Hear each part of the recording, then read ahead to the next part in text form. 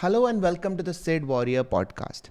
In today's episode, we are joined by Neeru Khosla, the co-founder and executive director of the CK12 Foundation. They have recently launched their new AI tutor called Flexi. CK12's mission is to provide free access to world-class educations to students from across the world. This podcast will be useful to all students but also to all parents who want to provide their children with world-class education. I hope you learn a lot and enjoy this conversation. Let's dive in. When I was reading about your organization, the CK12, I read about how K12 is the term used for kindergarten to the 12th standard. Yes. That's not a term that we in India use so much. But Yeah. the framework still exists. And Yes. that's the core of education. That's when we frame the minds of all our children. Exactly. That's where we train them to become the adults that they deserve to be. Right. So what was the motivation behind starting this foundation that is the CK12 Foundation? My story from my childhood to today, at least the first part of it, is standard Indian family story.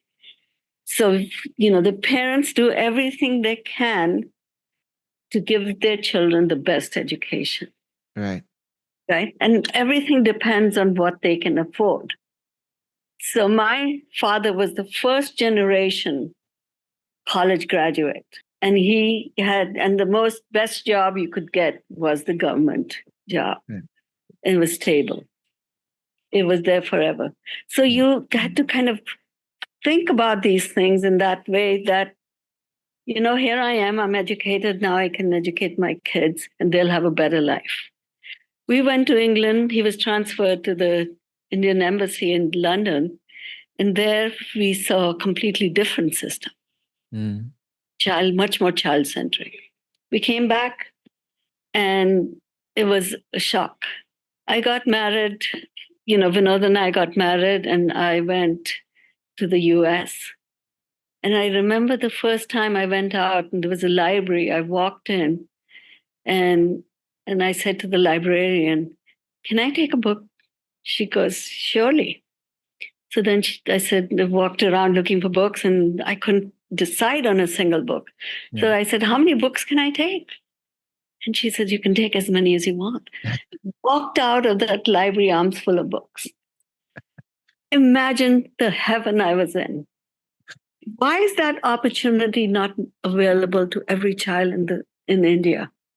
Yeah. And I had my children. I actually did a molecular biology degree, and I was doing research in oncogenes at Stanford. I gave that up because I had to deal with radioactivity. Pregnancy, radioactivity don't go together. Yeah. Then I had 4 kids, and I said, "What can I do for my kids?" Yeah. What was the answer? Education. Education. Yeah. I found the best school I could for my children. It was child-centric, and I got involved in education very deeply. Spent for years, day in, day out, in the classroom, watching this master teacher teach. She had information on every child in folders, files that she kept.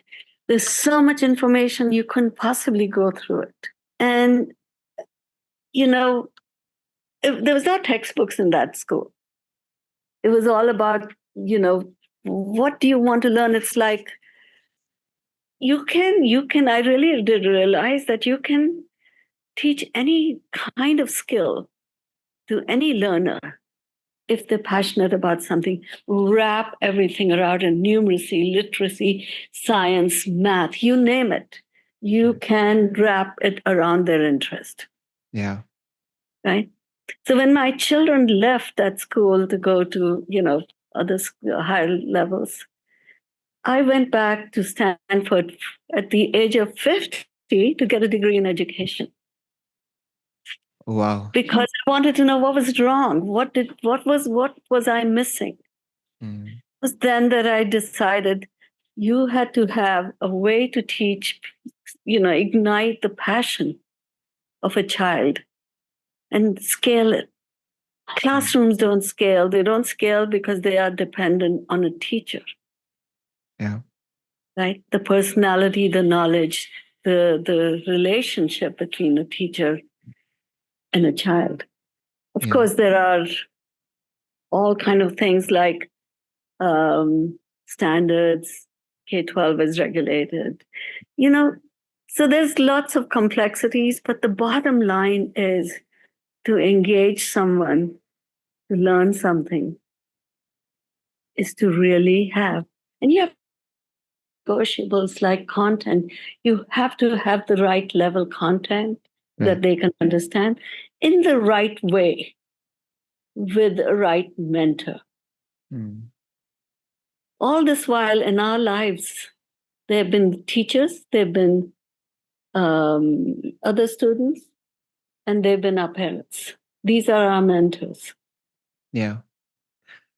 It's very interesting that you talk about mentorship and igniting the curiosity, because I've often noticed that people solve for the lowest denominator, which means they solve for whatever they are most scared of. A parent who has grown up in poverty tends to raise kids to just avoid poverty. Yes, So they would push their kids to go for the safest jobs, a job where they can't get fired from. Whereas a parent who has already been through that socioeconomic class would then push their kids to take risks. So a lot of it depends on the socioeconomic circumstance in which that child grows. right. Absolutely right. And those are some of the neurology, your neurology, your, emotional factors, your. Yes. So I've been very interested in how do you get learning to happen, Right. right? And it's truly a partnership between teaching and learning, right? Those don't go separate. They have to be together because the teacher needs to know where the student is, where the mind is, what mistakes they're making, and what misconceptions they hold, what gaps there are from Yeah. whatever level, right? And these things don't disappear. Once the gap is formed, it'll Right. continue. And Right. then it's harder to kind of fix those gaps. Hmm. And to even remember that in the third grade, this child had trouble with whatever that was. How are Yeah. you going to fix that?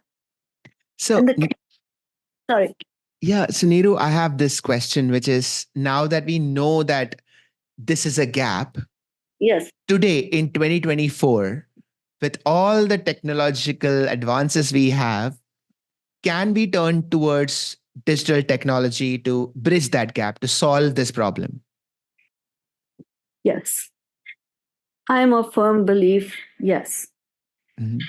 Till today, when you think back on all the technological advancements we made in history, and particularly in education, the use of those in education has been very underwhelming, right? And the reason it's underwhelming is because the technology wasn't complete to be able to kind of holistically put everything together so that we can really have complete learning happening. Nothing, if you can tell me any one example where something is explained by one concept in real world, can you Hmm. even think about one? No, there's always multiple factors at play. Exactly.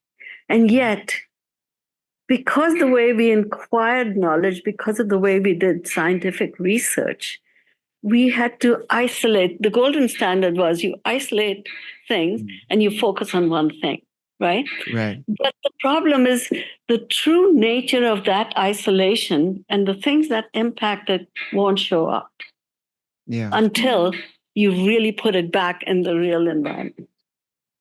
Yeah. The in Right? vivo versus in vitro testing. Exactly. Right. Absolutely. Right. And that's what the problem has been with with medicine as well, when you think about it, 100%. right? So now we have enough technology that we can think about putting things back together. Mm. If we teach young kids not to just rote learn the meaning of a concept, but to really think about what does this concept mean? How does it apply to anything? So when we started building this, I realized if I wanted to help every child, we needed to make it scalable. And we couldn't scale it depending on one human being, the teacher in the classroom. Mm. We had to give the teacher the right tools. Surely we gave them the tools of exams, tests, how they performed, Yeah. right?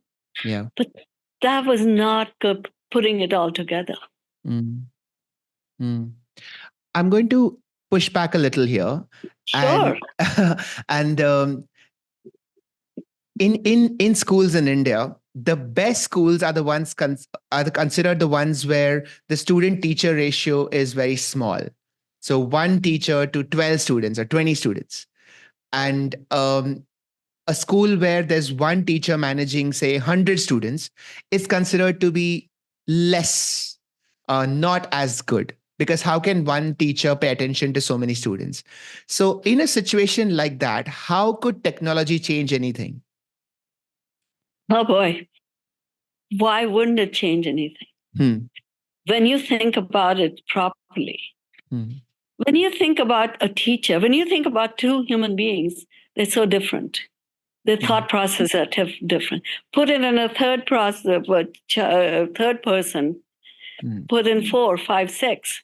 It's very hard for a human being to be able to pay attention to all the five or six people around, right? Correct. So a teacher, even so, this school had very low teacher-student ratio. Hmm. They even brought the student-to-teacher ratio even further down by educated parents coming in to help, right? And that also was not enough because, learning is happening at every moment that you're awake, right? Hmm. And you said, don't know what I'm thinking, what I'm learning talking to you, Yeah. right? Yeah. So, how the hell are we going to help this many students with this many variations in their capabilities, pre-knowledges, Hmm. depending on where they come from, the support they get from externally? That has been a black box in education, Right. right? Absolutely.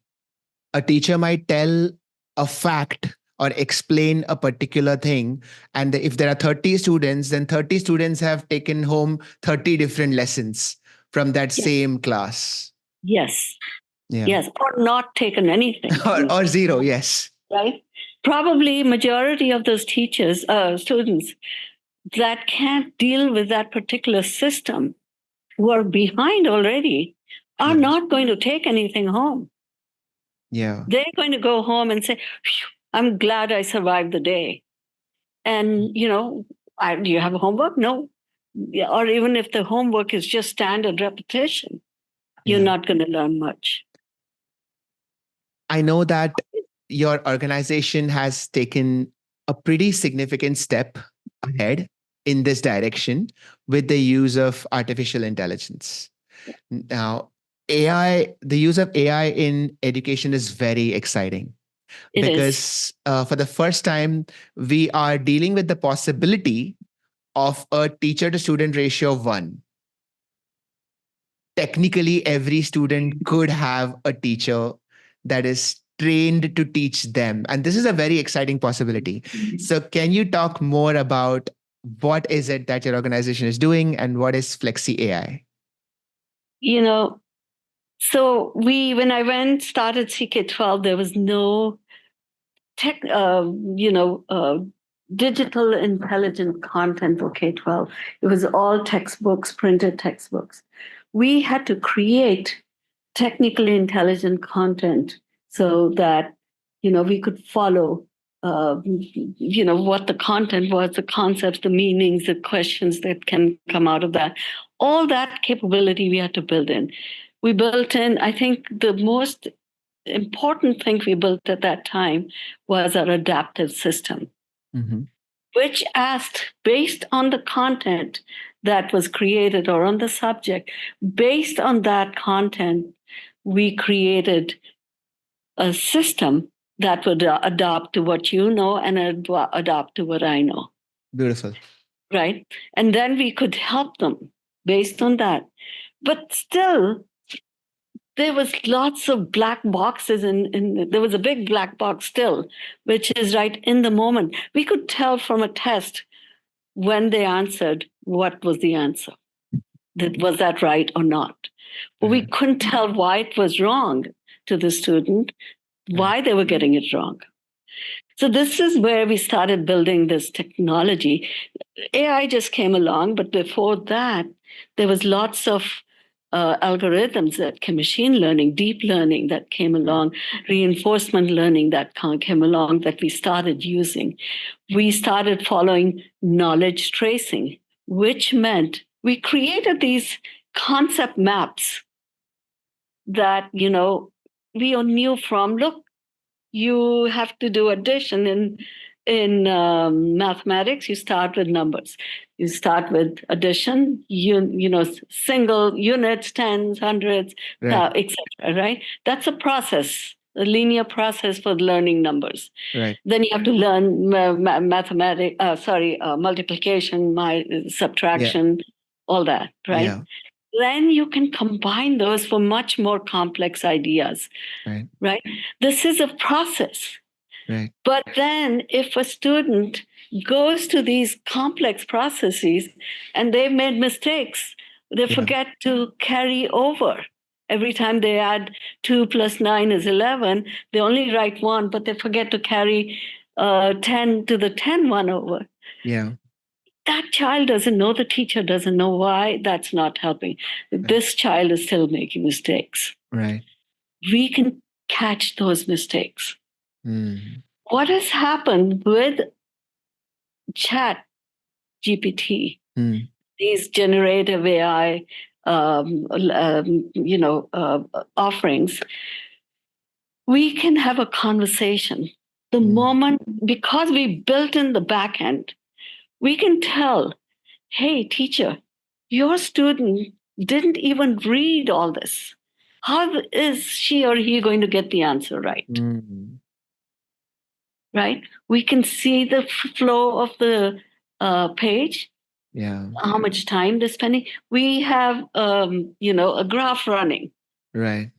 That we can follow and say, child didn't do that reading. Or even if they did the reading, they didn't understand it. Today, with Flexi, you can say, mark something, highlight something to ask Flexi. Hey, Flexi, I'm going to ask you this later. Oh. Okay. So there's a very deep interaction going on between a child and the AI tutor. So as a child is reading, say, a paragraph in the history textbook. Yes. And they have a doubt. Yes. So they can just highlight it and ask Flexi immediately? They can ask immediately, or they can say, I want to ask that later because I'm focusing on this whole thing. Right. Right? Interlinks are very bad because they disrupt you. I don't know, I try to read things, I'm constantly disappearing into some other page. Absolutely. I have never started a Wikipedia page and ended on the same page. It's never happened in my whole life. Yes. That's pretty smart, because that's one of the problems of educating through digital media, because children are notoriously difficult to keep in one place. And of course, their attention can jump from point to point. Because if it can happen to adults, it can definitely happen to children. It doesn't happen to you. It happens to me all the time. Right? So imagine a poor child, right? Firstly, they're not even aware of what they're studying and why they're studying something. When I was going to school, I was told, You can't ask why. It just is. Oh, yeah. Yeah. How am I going to learn deeply if I can't ask why? If I can't rationalize something, Right. right? Absolutely. These are the things that we have over the years done so much. So we just didn't slap on Chat GPT on our system. We actually took all the things we know about learning and teaching and we combined it in a way with machine learning, the algorithms. We Yeah. worked with Carnegie Mellon University Yeah. to see, not to give the answer, but how do we know which hint to give each child Mm. so they don't get the answer, but it makes them think. I find this so beautiful because one of the beauties of an adaptive system is that we can adapt the difficulty level Yes, as per a child's learning capacity. absolutely. So there have been neurological studies that have shown what is the ideal failure rate. Yes. And this is something that I wish I was introduced to in school, because back in school, the ideal failure rate was zero. Yep. Any It's still, failure, yeah, it correct. still is for a lot of people. Right. And that is Yeah. biologically untrue. The Yes. ideal failure rate is somewhere around 25 to 30%. You are supposed to fail that much. Otherwise, you don't grow. Yes. So if there is an adaptive system that can do this for me, Yes. that's a game changer. I challenge you to go use it. I will. I But absolutely will. you have to pay me back. And your payback is you have to give me feedback. I would love to. Okay. Absolutely. Can I do it What on else? a can I do it on a live stream? Can I do it in front of my YouTube subscribers? Absolutely. Okay. I would love that. That's a good idea. All right, cool. So I can actually do it live stream and see how the system adapts to Yes. how much I'm failing, how much I'm succeeding. But remember one thing, if you're going to be a new user online, Mhm. you have to remember it needs to know a little bit about you. The Right. way it already knows a little bit about you is the question you ask. From the question, if you say, tell me what is photosynthesis, it'll know what grade you should have been to be able to answer that question, Oh, interesting. right? Okay. If you think about, if you're asking about anything, it should be able to pinpoint down to where you might be in that Wow. vicinity of Okay. knowledge. But Okay. it gets better if you continue to use it. Hmm. So it builds a profile of me as a student. Now, the idea of profiles has become very negative Sure. because of Okay. privacy issues. Yeah, Okay. yeah, of course. Right. Yeah.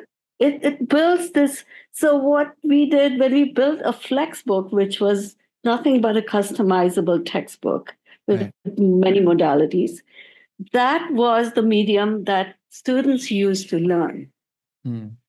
right? Now, Flexi is learning from the students what they know. So Hmm. it can help you. Hmm. So we are at that phase. And we are at such a deep phase that we can help with assessment, true assessment.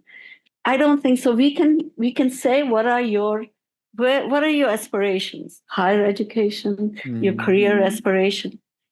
We can give you things so you think more and more about those career aspirations you want. Hmm. You want to be a doctor, we can help you. You want to be a neurobiologist, we can help you with that so that you Wow. keep your examples in that sense. If you Wow. want to be Okay. a cricketer, you can be a cricketer. We have interactives.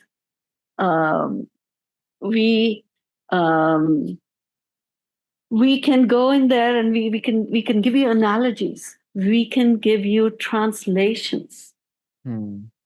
right? I think somebody, your friend, tried it Hmm. and he was like blown away with the translations. They typed the questions in English, but in Hindi Yeah. words, Yeah. and it Get it understood. translated. Yes, So there is something that I might do. yes, Just putting it out there that after this podcast, I'm going to go and try it. I'm going to record it. And if it seamlessly adds up, I'll add it to this section of the podcast. I think that'll be awesome. Yeah, I think I'll do It'll that. be awesome. And I'm really confident that you will find it too. We've done a lot of work on our content with teachers. We worked with NASA. We worked with School of Engineering at ASU. We worked with Stanford. We worked with normal teachers to create content at different levels. So we could start teaching the machines based on that 3 levels and then fork it out in very different ways. And yeah. So I had this sudden vision of me sitting next to my friend in school and both of our curriculums looking very different. yes, Is that where we are heading? why not? Why not?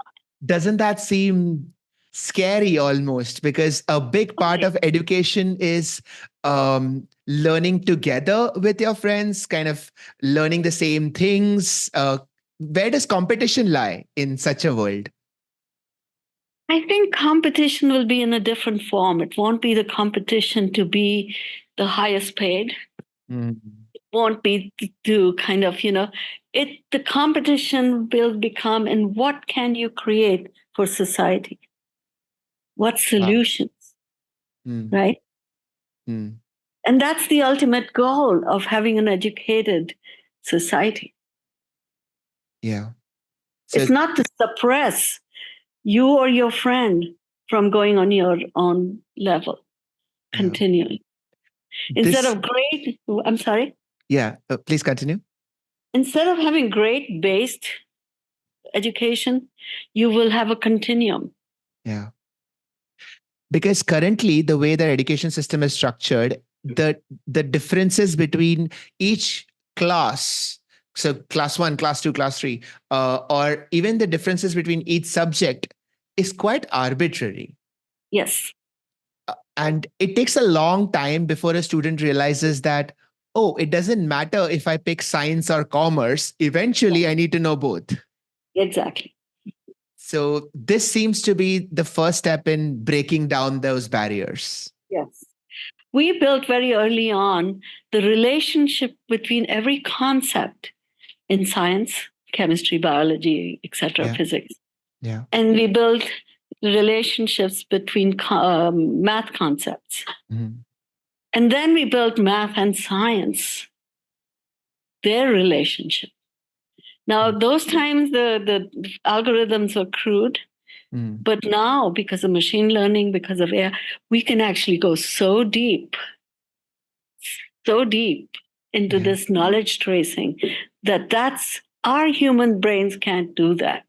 But imagine if a teacher had that as a tool, as an assistant to help the students learn while the students continues learning.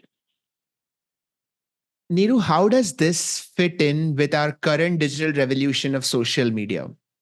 Because more and more children find themselves on social media. It's not really adding to their education, but this is also the way through which they interact with their phones. And so if we bring in something like Flexi AI, where they're interacting with their phones, but now to educate themselves, how does this stand in parallel with social media? I think we give too much credit to social media. Oh, really? I love that take. Right? If you think about TV, think about radio, think about movies, what was our parents' response to them? You're spending too much time on TV. You're spending too much time on video games or blah, blah, blah, blah, blah. Because there was nothing that gave them more pleasure than instant gratification you get from social media, games, etc. Yeah. What if we change that gratification of the success? You can do this. Look what you just did. You thought you couldn't add. Now, what can you create with this going forth? It's not going to happen overnight. Right. Right? Right. But we have to keep moving towards it. Would you want to be operated upon by someone who has had no training with, differences in the human body, heart? If you're having heart surgery, would you let someone open up your heart, chest, and do that? No. There still needs to be. Yeah. We're very far away from a lot that we really need to do as a society. These are good steps towards that. Yeah. Another question that often keeps me up at night almost is virtual reality, because I have tried those devices. And I've had very surreal experiences with them where really do lose track of space and time. I can see how it can be very useful in education. I can also see how it can be so immersive that you can lose sight of where you are. So, where do you see the future of education as far as virtual reality is concerned? That one is not one of my favorites because right now it's like anything else. When the first technologies come along, they're expensive. Yeah. Everyone can't afford it. My team tried to push me into doing virtual reality, and I Yeah. said, "Look, guys, kids can't afford it." Yeah. But when we got started, K-12 students didn't have computers. Yeah. But I have a long-term view on this. I said, let's continue building what we need to build and get the right technology as it comes along, because we are not in a position to create technologies. We have to depend on others to create that. Yes. It's the same thing will happen in the future. Not everyone is going to have everything. There still be differences in what skills you bring or do based on your interests. Right. And so with virtual reality, what was the point right now of doing anything with it? Because nothing's really worked yet. Right. It's still a very niche, almost a gimmick in Yes. the technology space. Yes. Right. Right. So you And it'll get better, but we'll deal with it when it gets better. That makes a lot of sense. Coming to something that is much more practical, the difference that you mentioned between different families, different people, there are a lot of differences between the countries. Yep. So, any technology that is built for a Western audience, for students in California, how difficult is it to apply that to somebody in Uttar Pradesh or in Mumbai? Okay, that is the age-old question of this present age we've been dealing with. Yeah. The way I approached this was the ability to provide for customization. Okay, so yes, that's one of the reasons initially we didn't do any history, social sciences, etc. Right. What we did was very concrete things, math and science.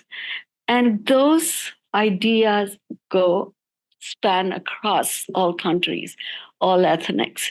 I mean, if you think about mostly what we produce, depending on where we are, depends on what's accessible. Yeah.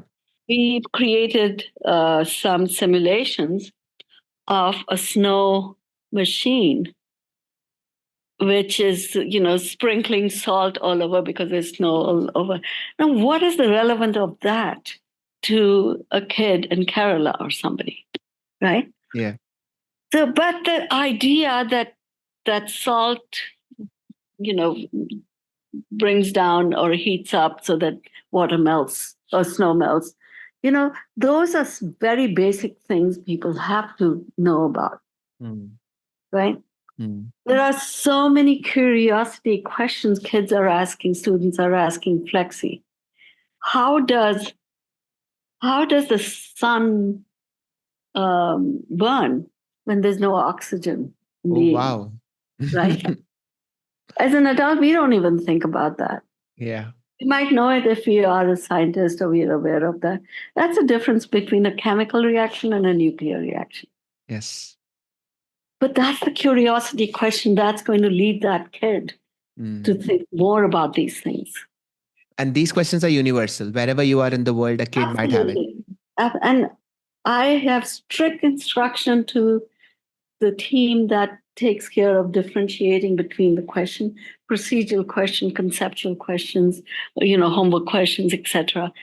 I said, send me curiosity questions. And now they've become like thousands and 10,000s of those questions that are so fantastic. That's what we need them, give them space to do. Right. Curiosity, the ability to problem solve. Climate change is a huge problem. Medicine is, we just had COVID. Yeah. That was a huge problem. Could we train these children who are coming up to think about these problems and be able to decompose them into smaller concepts, Yeah. simpler concepts, Yeah. and then build them back to find the solution? Absolutely. Because we have always grossly underestimated the neuroplasticity of a child's brain. Absolutely. And of even adults. And adults, yes. And adults. I kept telling my team, look, although I use technology, like electron microscopes and all that stuff, but I'm not a technologist. I was so frightened of technology. And I kept saying, I am going to look stupid talking about technologists. I'm not a technologist. Right. I had that thing in my mind. Yeah. And then now look at you. Still wouldn't call myself a technologist in front of my team. This actually brings me to an interesting question, which is the subjects that we've had in school have not really changed much. It's still geography, maths, history, science. After doing all of this work in education, do you think that it's time for an overhaul? Do you think we need a whole new bunch of subjects in school? Well, what we need is a purposeful exposure, because basically these subjects tend to be the same. Chemistry impacts physics, impacts chemistry, impacts biology. So those basic things don't change. There are non-negotiables. Yeah. Right?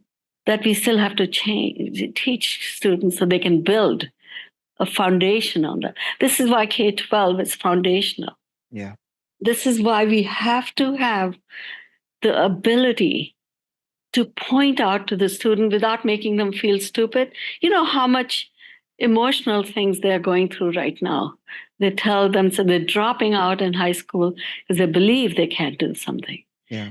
It's not a belief thing. It's just knowing what they don't know and how to overcome it. So if we have a companion for them 24/7, that they can say to them, hey, what am I missing here? Yeah. Can you help me think through it? No, don't give me the answer. I need to think through this myself. Right?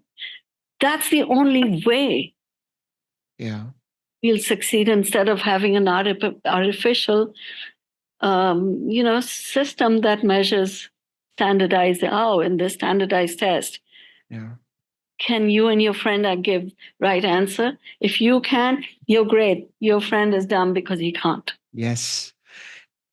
I will say this as an adult. I have gone on ChatGPT and asked questions, and I was so grateful that I was not made to feel like I was asking something stupid, that I was asking something that I should have already known, and that nobody else will get to know that I asked these questions. Yes. And that I just realized that if I was in school, I would have used this tool so much, because there were so many questions that children would have that they would never ask a teacher, especially not in front of their friends. But this offers them. Yeah. Well, what's wrong with that picture? The fear of judgment, maybe? Not if you're doing it with ChatGPT. It won't Yes, judge, correct. right? What are the teachers saying nowadays? I don't know. What are they They're saying saying nowadays? they're saying one of the biggest thing is that students will cheat, Ah, right? Hey, what did you have to do when you used ChatGPT? Did you just ask a simple one sentence question? no, it was a back and forth. So back and forth. When my team started to work with this, we had to lead it to come with the right answer, Yeah. right paths, the right, you know, they wrote essays, which are what they call prompts, Yeah. right?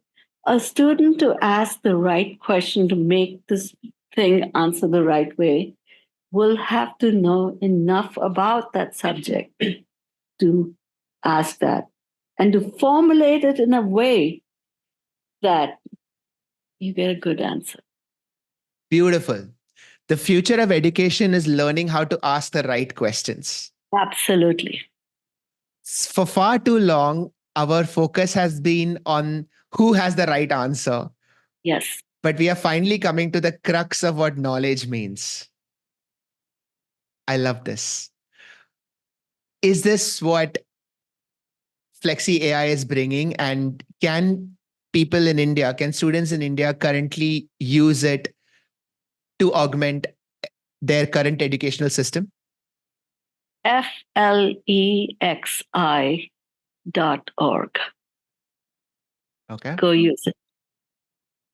And then if you use it, send me a note. All right. Okay. All right. Have you seen kids use it in front of you? Have you Yes. any stories that come to you? Well, right now, not really. It's only the questions they're asking, and um, it's just like the conversations they have. Initially, we were having one interaction between Flexi and, you know, now these kids are coming back. We have 1 million monthly Oh, wow. active users just on Flexi, not on our CK12 site. Right. That's over 30, 40 million a year. And just a million a month. And the questions they're asking, and it's just been out less than a year. Hmm. And we are going to be using it, it's the beginning. Yeah. And as much as the students are learning from Flexi, Flexi is also learning what it means to educate a student at different age groups, at Yes. different intelligence levels, different languages. But it's all for being a support to the students and the teachers Right. and parents. Right. I have a I have one question about your cheating comment, which is what do exams look like in this world? I think exams may become creations Hmm. Who and can, explaining those creations, why these creations work, how they work, what was your thought around that? yeah, because if knowledge is no longer the rate limiting step, then the next rate limiting step would be creativity, Exactly. Critical thinking, critical problem. thinking. Beautiful. I love that. That is the C in CK12. Oh, that's deep because it is the next level of education. Yes. For far too long, in India, there was this concept of the Gurukul, which was you strive to join a teacher who will then deem you worthy to give you information that only that teacher has. Yeah. Uh, and we have come a long way from that situation where gaining knowledge was such a privilege. We have now come all the way to the other end where everyone should have access to knowledge. Lack of knowledge should not be the reason for anyone struggling. And now do with it what you will. This is an exciting phase that you're taking us into, Neeru. Thank you so much for this. Thank you. Use it. I will. I will, Okay. and I'll tell everybody in my audience to try it out as well. Is there an age limit for this? A lower age limit, upper age limit? Lower age, there's no upper age limit. But remember, if you're going to use it, it is for K-12. But I'd love to see how high you want to go. It's fine. But the lower age, no, there's no upper age limit. Lower age limit is determined by the country. Oh, Whether you can use something online or not. In the US, 13 and under have to have permission from their parents. Got it. Got it. I think that's fair because this is still not a replacement for school. This is still an additional measure, something that will help the current educational system. Yes. Got it. Thank you. Neeru, thank you so much for joining in. This was a wonderful conversation. I will link the website below. I'm going to try it out myself. I'm very excited to do it. And I'll reach out to you. I'll tell you what I feel. Thank you so much for having me on. Thank you. Bye. Take care. Bye. Bye-bye.